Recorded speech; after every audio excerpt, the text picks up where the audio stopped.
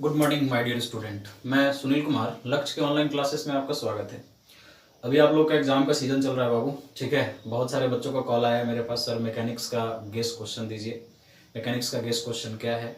मैंने आपको बताया कि नोट्स पढ़ के जाइए, ठीक है, पहला चीज़। दूसरा, मैंने आपको बोला था कि जितना भी सेमेस्टर में पूछा हुआ क्वेश्चन है, ठीक है, उस सेमेस्टर में पूछे गए क्वेश्चंस को आप लोग सॉल्व कीजिए। 2016 से लेकर 2019 तक का जितना भी क्वेश्चन आपसे पूछा गया है, सारे क्वेश्चंस को सॉल्व कीजिए। कारण कि क्वेश्चन जितना भी होता है एग्जामिनेशन में पूछा हुआ एसबीटी में, ठीक है, वो रिपीटेड क्वेश्चन होता है। आप लोग थोड़ा घबराए इसलिए हुए हैं कि आप लोगों ने फर्स्ट सेमेस्टर में एग्जाम नहीं दिया, पहली चीज। दूसरा, आप लोग इसलिए घबराए हुए हैं कारण कि एसबीटी का सिलेबस, जो आपका डिप्लोमा का नया वाला सिलेबस आया, सिलेबस आपका चेंज है। न्यू सिलेबस पैटर्न पे आप लोगों ने एग्जाम दिया नहीं है, इसलिए थोड़ा सा आप लोगों के मन में डर है, और कुछ नहीं है। डरने की कोई बात नहीं है, ठीक है। जो एसबीटी का एग्जाम का पैटर्न है, वो पैटर्न आप लोग को पता है कैसे वो पैटर्न एग्जाम लेता है। 3 ग्रुप में आपको सेक्शन पूछता है, group A, group B, group C करके, ठीक है। ग्रुप ए में जो होता है वो 20 ऑब्जेक्टिव होते हैं, जो एक एक नंबर के होते हैं, जो कि बनाना आपको कंपलसरी है। ग्रुप बी में शॉर्ट टाइप क्वेश्चंस होते हैं, जो कि 4 नंबर के जनरली होते हैं।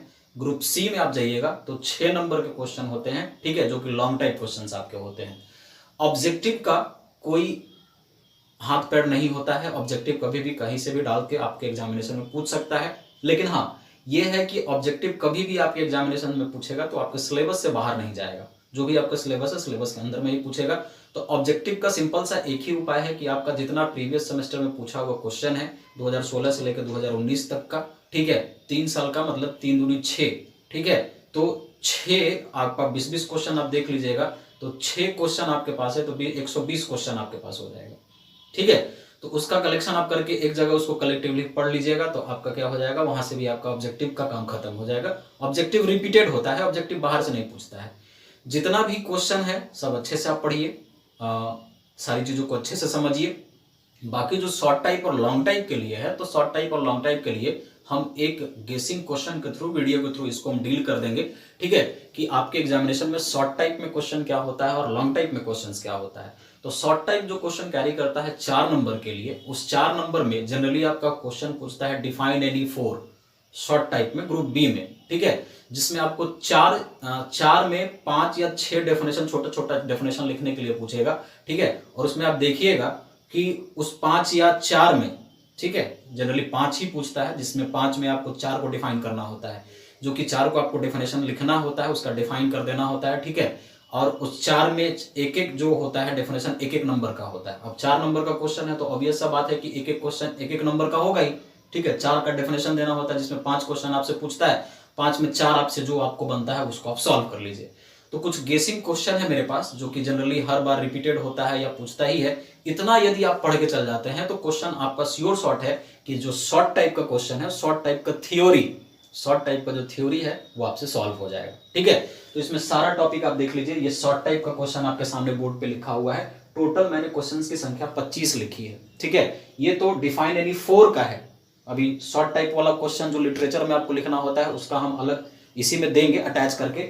अभी ये आपके सामने 25 क्वेश्चंस हैं, 25 छोटे छोटे डेफिनेशंस हैं, जो जनरली आपके एग्जामिनेशन में पूछता है, ठीक है। ये 25 आप अच्छे से पढ़ के चल जाइए, जिसमें से श्योर शॉर्ट है कि आपके एग्जामिनेशन में, श्योर है कि आपके एग्जामिनेशन में इससे यहां से मैच करना ही है। कुछ ना कुछ तो मैच कर ही जाएगा, ऐसा नहीं है कि सब मैच कर जाएगा, ठीक है। अगर आपके एग्जाम में 5 क्वेश्चन डिफाइन करने के लिए पूछता है, ठीक है, 5 में आप 4 डिफाइन करना है, तो गारंटी है कि 3 एकदम लड़ेगा। ये भी गारंटी है, ये भी हम आपको बोल सकते हैं कि हो सकता है पूरा लड़ जाए, ठीक है। लेकिन ये है कि पूरा का पूरा आपसे 4 क्वेश्चन डिफाइन एनी 4 वाला में बनेगा ही बनेगा, एकदम सॉल्व हो जाएगा ये, ठीक है। थ्योरी का बात बोल रहे हैं, जिसमें ये चारों के चारों क्वेश्चंस, कुछ क्वेश्चन पर मैंने मतलब अपने दिमाग से, ठीक है, एसबीटी के हर बार रिपीटेड क्वेश्चन के अपने दिमाग से कुछ क्वेश्चन को गेस किया है, जिसमें मैंने 25 डेफिनेशन, छोटे छोटे डेफिनेशंस लिखने होते हैं, ठीक है। जिसमें पहला स्टैटिक्स डेफिनेशन आप लोग जानते हैं, मास का क्या होता है डेफिनेशन ये भी आप लोग जानते हैं, centroid and centre of gravity, couple पढ़ा हुआ है, रिजिड बॉडी पढ़ा हुआ है, आइडियल एफर्ट पढ़ा हुआ है, आइडियल लोड पढ़ा हुआ है, आइडियल मशीन ये भी आप लोगों ने पढ़ा है, फ्रिक्शन इन मशीन ये भी आप लोगों ने पढ़ा है, डायनेमिक्स क्या होता है ये भी पढ़ा है, free body and free body diagram क्या होता है सेकंड यूनिट में ये भी आप लोगों ने पढ़ा है, इक्विलिब्रियम क्या होता है ये भी आप लोगों ने पढ़ा है, ठीक है। फ्रिक्शन, फ्रिक्शन या फ्रिक्शनल फोर्स या फ्रिक्शन बोलिए, ये भी आप लोगों ने फ्रिक्शन मतलब ये आपका तीसरा नंबर चैप्टर हो गया। एंगल ऑफ फ्रिक्शन पढ़ाया गया है, एंगल ऑफ रिपोज पढ़ाया गया है, कोन ऑफ फ्रिक्शन पढ़ाया गया है, कोई या कोन friction, mechanical advantage simple machine में आ जाइए, वेलोसिटी रेशियो ये भी सिंपल मशीन का है, रिवर्सिबल एंड इरिवर्सिबल मशीन, तो रिवर्सिबल इरिवर्सिबल मशीन भी आपको बताया है। रिवर्सिबल मशीन में बताया सेल्फ लॉकिंग मशीन, इसी इरिवर्सिबल मशीन को सेल्फ लॉकिंग मशीन भी बोला जाता है। लॉ ऑफ मशीन क्या होता है, मैक्सिमम मैकेनिकल एडवांटेज क्या होता है, इनर्शिया क्या होता है, फोर्स सिस्टम क्या होता है, काइनेटिक्स एंड काइनेमेटिक्स का डेफिनेशन। ये 25 क्वेश्चन आप इसका डेफिनेशन एकदम जबान पे याद करके चल जाइए, ठीक है। एक आपका क्वेश्चन छूटने वाला नहीं है। हम ऑब्जेक्टिव का बात नहीं कर रहे हैं, शॉर्ट टाइप का क्वेश्चन का बात कर रहे हैं, ठीक है। ऑब्जेक्टिव के लिए मैं बार बार रिपीट कर रहा हूं कि जो भी आपका प्रीवियस सेमेस्टर में पूछा हुआ क्वेश्चन है उसको आप अच्छे से पढ़ के चल जाइए। 2016 से लेकर 2019 तक का ऑड इवन एक भी क्वेश्चन आपसे नहीं छूटेगा, ठीक है।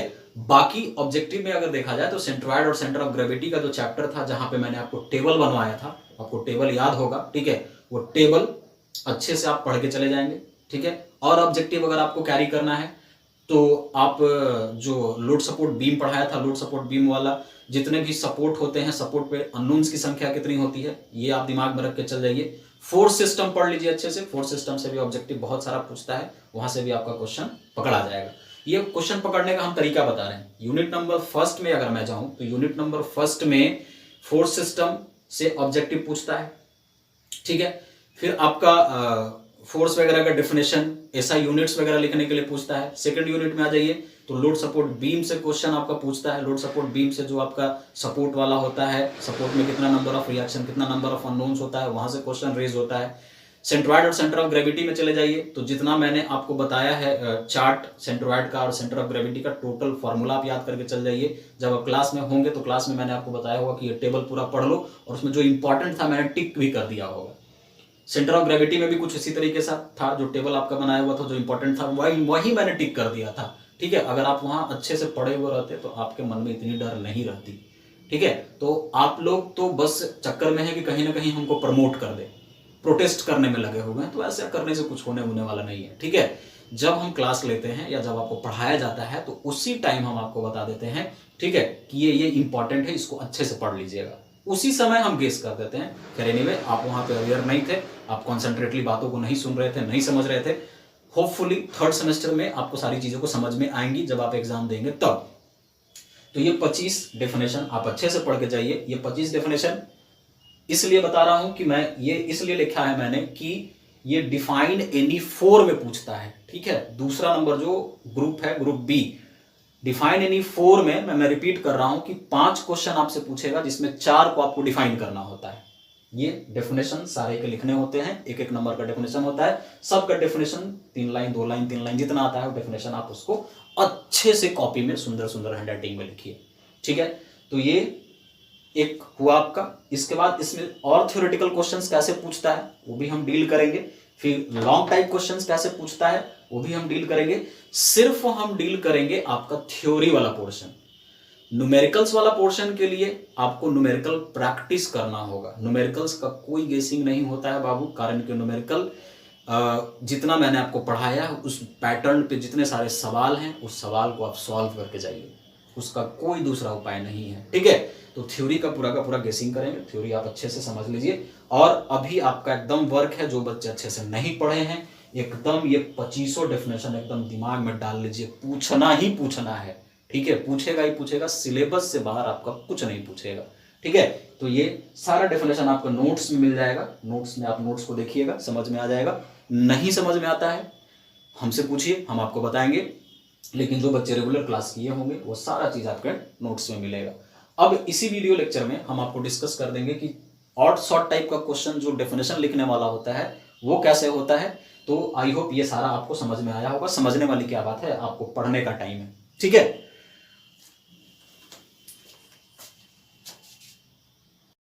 ये मेरा अब शॉर्ट टाइप क्वेश्चन का ही नेक्स्ट पार्ट है। वो तो मैंने आपको बताया था कि डिफाइन एनी फोर वाला जो पार्ट था वो 25 डेफिनेशन आपके सामने था। अब इसी में दूसरा टाइप से भी क्वेश्चन आपसे पूछता है, डिफाइन करने के लिए, स्टेट करने के लिए, एक्सप्लेन करने के लिए, उसका डेफिनेशन लिखने के लिए, ठीक है। जिसमें 11 क्वेश्चन मैंने गेस किया है, ठीक है। इस 11 में से श्योर शॉट है कि कम से कम मैक्सिमम से मैक्सिमम आपका टकराएगा, ठीक है। मैक्सिमम आप डेफिनेशन यहां से लिख पाइएगा। एकदम कंफर्म है कि इस 11 में से कुछ ना कुछ क्वेश्चन, मतलब कम से कम 4-5 क्वेश्चन तो आपको एकदम कंफर्म है कि रहेगा। एकदम पढ़ के चल जाइए, एकदम रट के इसको, ठीक है। कहीं किसी तरीके का कोई ज्यादा दिमाग लगाने की जरूरत नहीं है, ठीक है। हमको पता है कि आप लोगों ने थोड़ा पढ़ाई अच्छे से किया है, ठीक है, लेकिन थोड़ा मन में डर है। उस डर को खत्म करने के लिए मैं आपको बता रहा हूं कि 11 अच्छे से आप पढ़ के चल जाइए, क्वेश्चंस बनेगा आपका, ठीक है। ये शॉर्ट टाइप क्वेश्चन में जनरली कभी कभी होता ये भी है कि न्यूमेरिकल्स आपसे पूछ देता है, ठीक है। तो न्यूमेरिकल्स, आप न्यूमेरिकल प्रैक्टिस किए हुए हैं रेगुलरली, मैंने क्लास में बहुत सारे न्यूमेरिकल्स आपके सामने प्रैक्टिस करवाया था। कभी कभी ये शॉर्ट टाइप क्वेश्चंस के साथ ये भी होता है कि थ्योरी दे देगा और उसके बाद और में न्यूमेरिकल दे देता है। कभी कभी ऐसा भी होता है कि पहले न्यूमेरिकल दे देगा, उसके बाद आपका थ्योरी दे देता है। तो यदि आपको बाबू न्यूमेरिकल आपसे सॉल्व होता है तो आपका फर्स्ट प्रायोरिटी ये रहेगा कि आप न्यूमेरिकल्स को सॉल्व करेंगे। कारण कि न्यूमेरिकल जो होता है, न्यूमेरिकल स्कोरिंग होता है, न्यूमेरिकल पे मार्क्स कटता नहीं है। और इसकी तो मेरे को पूरी की गारंटी है कि जो बच्चे मेहनत से पढ़े होंगे, मेरे क्लास को अच्छे से किए होंगे, उनसे न्यूमेरिकल्स बनेगा ही बनेगा, ठीक है। कारण मैं बार बार बोल रहा था कि आप प्रीवियस सेमेस्टर का क्वेश्चन उठा के देख लीजिए, आपसे एक भी क्वेश्चन अगर आपसे छूट जाता है तो आप मेरे को आगे बोलिएगा। तो क्वेश्चन का पैटर्न वैसा ही रहता है, ठीक है। मैं बार बार रिपीट कर रहा हूं कि आप प्रीवियस का क्वेश्चन देखिए, एक बार देखिएगा। मैकेनिक्स का सिलेबस चेंज नहीं है, मैकेनिक्स को छोड़ के बाकी सारे सब्जेक्ट का सिलेबस चेंज है, ठीक है। तो सारा क्वेश्चन थोड़ा आप देखिएगा। तो कभी कभी शॉर्ट टाइप के क्वेश्चन में 4 नंबर वाले क्वेश्चन में ऐसा भी करता है कि थ्योरी और न्यूमेरिकल अटैच करके पूछता है, ठीक है। थ्योरी दे देगा और में न्यूमेरिकल दे देगा। तो ऐसा नहीं करना है कि दोनों बना देना है, ठीक है। या तो आप थ्योरी बनाइए या तो आप न्यूमेरिकल बनाइए। तो मैं आपको बोल रहा हूं कि आप थ्योरी और न्यूमेरिकल में आपको न्यूमेरिकल आता है तो न्यूमेरिकल को पकड़ेंगे, थ्योरी को छोड़ देंगे। कारण कि थ्योरी पे स्कोरिंग जो होता है वो एवरेज हो जाता है, न्यूमेरिकल पे कंप्लीट आपका स्कोरिंग हो जाता है, ठीक है। जिसमें मैंने कुछ क्वेश्चंस गेस किए हैं न्यूमेरिकल को छोड़ के। न्यूमेरिकल आपका प्रैक्टिस करने का काम है। बहुत सारे नोट्स से जितना न्यूमेरिकल मैंने आपको कराया, नोट्स का सारा न्यूमेरिकल्स आप बना के चले जाइए और एग्जाम में पूछा हुआ जितना न्यूमेरिकल्स है उसको बना के चल जाइए। एक भी क्वेश्चन इधर उधर से नहीं आना है आपका, ठीक है। चलिए देखिए, थ्योरी वाला जो सेक्शन है, कुछ मैंने इसमें 11 क्वेश्चन गेस किए हैं। ये 11 आप अच्छे से पढ़ लीजिए। पहला जो क्वेश्चन है, right different types of support with NEET sketch and notation. देखो, यूनिट नंबर 2 में मैंने आपको बताया था कि सपोर्ट क्या होता है, ठीक है। सपोर्ट का क्या काम है, सपोर्ट कितने तरह का होता है, सपोर्ट का क्या सिंबॉलिक रिप्रेजेंटेशन है, ये मैंने आपको क्लियर किया था वहां पे। सपोर्ट मैंने आपको बोला था कि 4 तरह का support, simple support, roller support, hinge support and fix support. उन चारों का डेफिनेशन लिखना है, ठीक है। और सब का डायग्राम बना बना के, ठीक है, उसमें कितना नंबर ऑफ अननोन और कितना नंबर ऑफ रिएक्शंस होता है उस सारे को अच्छे से बनाना है। जैसे हिंज सपोर्ट, तो हिंज सपोर्ट का डायग्राम बना देना है, ठीक है। कितना नंबर ऑफ रिएक्शन होता है बगल में, उसको रिजॉल्व करके, सपोर्ट को रिजॉल्व करके दिखा दीजिएगा। अननोन्स की संख्या वहां पे लिख दीजिएगा कि अननोन की संख्या यहाँ पे 2 होती है। रोलर सपोर्ट का बात करें तो रोलर सपोर्ट का फिगर बना दीजिए, ठीक है, अच्छे से। फिगर पेंसिल से बनाएंगे, पेन का इस्तेमाल फिगर बनाने के लिए नहीं करेंगे, पहला चीज, ठीक है। फिगर बनाने के बाद उसमें नंबर ऑफ अननोन की संख्या कितनी होती है वहां पे आप लिख दीजिएगा, उसका डेफिनेशन लिख दीजिएगा। इसी तरीके से जितना 4 सपोर्ट है, चारों का आप लोग जो है डेफिनेशन बना के, मतलब फिगर बना के उसको लिख दीजिएगा। ये क्लियर है, ये फर्स्ट इस टाइप का क्वेश्चन, ठीक है। Explain relation between resultant and equilibrant, ठीक है। Explain relation between resultant and equilibrant का रिलेशन मैंने आपको बताया था कि, ठीक है, कि ये रिलेशन होता है R बराबर -R, ठीक है। सेकंड यूनिट में आपको, जिसको हम लोग बताए होंगे कि ये, इसको हम लोग इक्वेशन ऑफ इक्विलिब्रेंट भी बोलते हैं, ठीक है। ये इसका डेफिनेशन आपको लिखना है इक्विलिब्रेंट का। फिगर बनाना है, फिगर मैंने आपको बताया था कि फिगर कैसा बनेगा, ठीक है। और ये इक्वेशन नीचे में ये लिख देना है, जहां पे R क्या होगा, रिजल्टेंट होगा, और माइनस आपका क्या होगा, इक्विलिब्रेंट होगा, ठीक है। इक्विलिब्रेंट क्या है, जो बॉडी को इक्विलिब्रियम में ले आता है, अपोजिट रिजल्टेंट फोर्स, ठीक है, वही इक्विलिब्रेंट कहलाता है। तो इसका फिगर सुंदर से बना के अच्छे से इसका डेफिनेशन लिख दीजिएगा, ठीक है। हैंडराइटिंग सुंदर सुंदर होना चाहिए, हैंडराइटिंग, हेडिंग बनाइए, ठीक है। हेडिंग बनाने के बाद एरो लगाइए, अच्छे से डेफिनेशन लिखिए। अच्छे से डेफिनेशन लिखने के बाद फिगर कभी भी आप क्वेश्चन में बनाए, एग्जाम में बनाए, तो आप पेंसिल का ही इस्तेमाल करें, पेंसिल से सुंदर सुंदर फिगर बनाए, उसके बाद उसको एक्सप्लेन करें, ठीक है। तीसरा है classify the force system with NEET sketch, ठीक है। फोर्स सिस्टम क्या होता है, कितना तरह का फोर्स सिस्टम होता है, ये भी मैंने आपको पढ़ाया है, अच्छे से डिटेल में समझाया है। कोलिनियर, कोप्लानर, कंकरेंट, पैरेलल, सबका कॉम्बिनेशन, सबका 2-2 लाइन का डेफिनेशन लिखते जाइए और फिगर आप बनाते जाइए। ये जो क्वेश्चन है, ये कभी कभी जो है ये शॉर्ट टाइप में भी पूछ देता है, ठीक है, तीसरा नंबर। और ये कभी कभी लॉन्ग टाइप में भी पूछ देता है, ठीक है। उसके बाद आगे आ जाइए, explain different types of beam. Beam क्या होता है, सेकंड यूनिट का है, बताया है, ठीक है। विथ सपोर्ट कंडीशन, ठीक है, कैसा कैसा सपोर्ट उस पे लगा, जैसे सिंपली सपोर्टेड बीम होगा तो दोनों पे सिंपल सपोर्ट लगा रहेगा, ठीक है, एक पे हिंज एक पे रोलर। कैंटिलीवर बीम होगा तो एक आपका फिक्स किया हुआ रहेगा, एक आपका फ्री होगा। प्रॉप्ड कैंटिलीवर रहेगा तो एक पे फिक्स किया हुआ रहेगा, एक पे आपका रोलर लगा हुआ रहेगा। तो सारे बीम्स को, ठीक है, आप उसका डेफिनेशन लिखते जाइए और उसका डायग्राम, सुंदर सुंदर डायग्राम पेंसिल से बनाते जाइए, ठीक है। उसके नोटेशंस के साथ, नेसेसरी स्केचेस के साथ उसको लिख लीजिए। जैसे आप अगर लिख रहे हो सिंपली सपोर्टेड बीम, तो सिंपली सपोर्टेड बीम का पहले डेफिनेशन लिखिए, ठीक है, सुंदर से डायग्राम नीचे बनाइए, ठीक है, पेंसिल से। उसी तरीके से जितने तरह का बीम होता है सबका definition, figure, definition, figure, definition, figure लिखते चल जाइए, ठीक है। उसके बाद है अगला डेफिनेशन पे आ जाए, चौथे पे मैंने आपको क्लियर करा, पांचवा पे आ जाइए, state and explain principle of transmissibility. Principle of transmissibility क्या होता है, इसको समझाइए, डायग्राम बनाइए, इसका क्या स्टेटमेंट है, क्या इसका स्टेटमेंट है, क्या इसका डेफिनेशन है, इसको समझाइए, डायग्राम से इसको क्लियर कीजिए, ठीक है। Write down advantage and disadvantage of friction. Friction का एडवांटेज और डिसएडवांटेज क्या है, इसको लिखिए और बताइए। जानते हैं आप लोग, पढ़े भी होंगे, हो सकता है इसका डेफिनेशन नहीं बताया हो, लेकिन आप स्कूल लेवल से पढ़ते आ रहे हैं कि घर्षण का क्या लाभ है और क्या हानि है। सातवां में state and explain characteristics of force. Force का क्या क्या कैरेक्टरिस्टिक्स होता है, ये फर्स्ट यूनिट में मैंने आपको बताया है कि जब किसी बॉडी के ऊपर फोर्स लगेगा तो ये क्या क्या कर सकता है, बॉडी को रेस्ट में लाएगा, बॉडी को मोशन में लाएगा, बॉडी को एक्सेलरेट करेगा, ठीक है। ये फोर्स का कैरेक्टरिस्टिक्स है, ये बताया है मैंने, ये 4 या 5 पॉइंट मैंने आपको बताया होगा, लिख देना है। Effect of force on body, जब बॉडी के ऊपर फोर्स लगेगा तो क्या क्या उसका इफेक्ट होगा, ठीक है, ये भी आपको लिखना है। State and explain law of parallelogram. Law of parallelogram क्या है समझिए, उसका डेरिवेशन दिमाग में रखिए। ट्रायंगल लॉ क्या होता है उसको भी दिमाग में रखिए। पॉलीगन लॉ क्या होता है उसको भी दिमाग में रखिए। ये लॉ ऑफ पैरेललोग्राम का जो कभी कभी होता है कि ऑब्जेक्टिव में इसका डायरेक्ट फॉर्मूला पूछ देता है, और लॉ ऑफ पैरेललोग्राम से एकदम श्योर शॉट है कि एक शॉर्ट टाइप का न्यूमेरिकल रहता ही रहता है, ठीक है। आगे आ जाइए, defined resolution of force and components. Resolution of force क्या होता है, उसका कंपोनेंट क्या होता है, ये भी डिफिनेशन मैंने आपको बताया जब हमने रिजोल्यूशन ऑफ फोर्स पढ़ा होगा, तो वहां पे मैंने बताया होगा रिजोल्यूशन ऑफ फोर्स क्या होता है, डेफिनेशन आप लिखवाया गया होगा।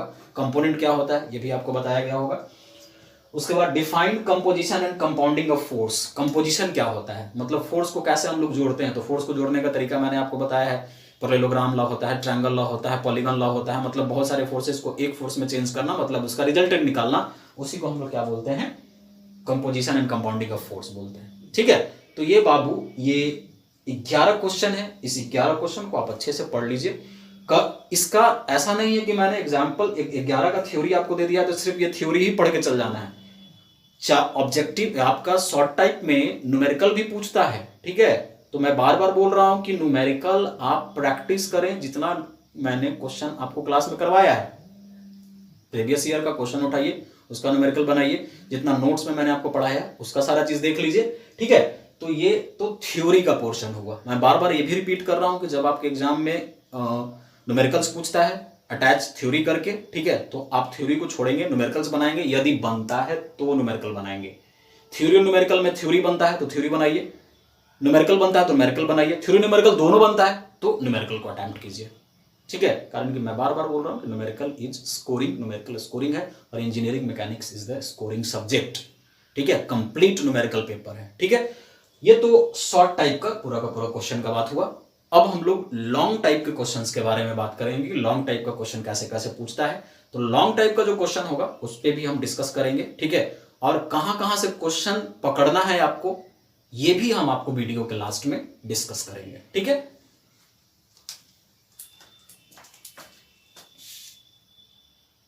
ये देखा जाए शॉर्ट टाइप क्वेश्चंस जो 4 मार्क्स वाले क्वेश्चंस कैरी करते हैं, वो क्वेश्चंस तो मैंने आपको बताया कि क्वेश्चन कैसे कैसे पूछता है। थ्योरी भी कभी कभी लिखता है, थ्योरी न्यूमेरिकल अटैच करके पूछता है, ठीक है, थ्योरी भी रहेगा, न्यूमेरिकल भी रहेगा, और करके मैं बोल रहा हूँ कि आप ज़्यादा कॉन्सेंट्रेट न्यूमेरिकल के ऊपर करेंगे। कुछ क्वेश्चंस मैंने लॉन्ग टाइप के लिए सेलेक्ट किए हैं, ठीक है, ज़्यादा नहीं, कुछ सेलेक्टिव क्वेश्चंस हैं, लेकिन जो लॉन्ग टाइप के क्वेश्चंस होते हैं वो जनरली न्यूमेरिकल्स ही होते हैं बाबू, ठीक है, और न्यूमेरिकल पे आपको फोकस करना है। और न्यूमेरिकल में बार बार बोल रहा हूँ कि जो भी आपके एग्जामिनेशन में पूछा हुआ न्यूमेरिकल है, सारे को एक जगह कलेक्ट करके उसको प्रैक्टिस कीजिए, और मैक्सिमम न्यूमेरिकल जो है ना मैंने आपको क्लास में सॉल्व करा दिया है। पहला चीज, जो भी आपके नोट्स में अवेलेबल न्यूमेरिकल्स है लॉन्ग टाइप्स वाले, सारे न्यूमेरिकल का आप एक बार ओवरव्यू प्रैक्टिस करके चले जाइए। थ्योरी का जो है मैंने कुछ सेलेक्टिव क्वेश्चंस को रखा है आपके सामने, जो आपके बोर्ड पे लिखा हुआ है, ठीक है। पहला इसमें जो है, explain free body diagram with example. Free body diagram क्या होता है, ठीक है। Free body diagram, free body diagram यहाँ छूट गया है, ठीक है। फ्री बॉडी डायग्राम यहाँ लिख देंगे, डायग्राम, ठीक है। जब फ्री बॉडी डायग्राम मैंने आपको पढ़ाया होगा तो वहाँ पे एक ऐसा वाला फिगर आपको बताया होगा, ठीक है, ऐसा वाला फिगर। और यहाँ पे इक्वेशंस लिखने के लिए मैंने आपको बोला होगा कि इक्वेशंस कैसे कैसे लिखाता है, इसका कैसे हम लोग रिएक्शंस निकालते हैं, ठीक है। डेफिनेशन लिखने के बाद पूरा इसको अच्छे से एक्सप्लेन कर देना है। क्वेश्चन गेस है, ठीक है। इसके साथ न्यूमेरिकल्स भी रहता है, ठीक है। या हो सकता है कि लोड सपोर्ट बीम से क्वेश्चन रहे, वो लास्ट में मैं डिस्कस कर दूंगा। दूसरा है state and explain Varignon's theorem of moment. Varignon's theorem of moment जो होता है, वैरिग्नॉन्स थ्योरम ऑफ मोमेंट क्या होता है ये पढ़ाया है। उसका फिगर, उसका डेरिवेशंस अच्छे से एक्सप्लेन कर देंगे अगर आपसे न्यूमेरिकल नहीं बनता है तो, ठीक है।